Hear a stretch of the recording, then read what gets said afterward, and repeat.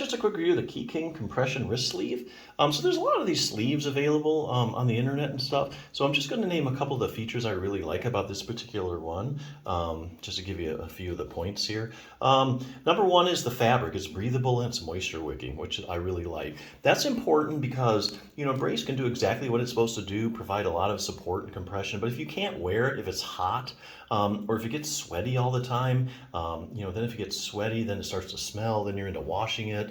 And sometimes if you start washing these things, they kind of lose their elasticity. So it's just good to start out with a good fabric that's breathable and it's moisture wicking. So that's one thing I really like about it.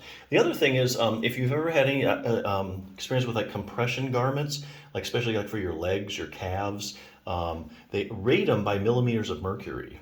So there's different grades of compression. This one, actually, they went out of their way to find out that it's 20 to 30 millimeters of mercury of compression. And that's like moderate compression, which is good. That's really good. After that, there's high and very high.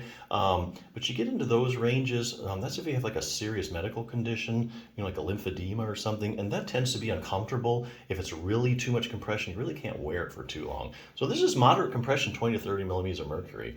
So yeah, so I think, you know, if you're looking for some light compression, get a little bit of stability in your wrist.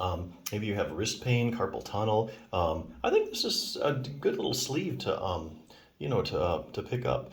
Now there are other things you can do besides just putting on a sleeve. The sore wrist solution, just wanted to bring that up. They have a couple of quick fixes I want you to know about that you can do for your wrist, besides just put on a compression garment.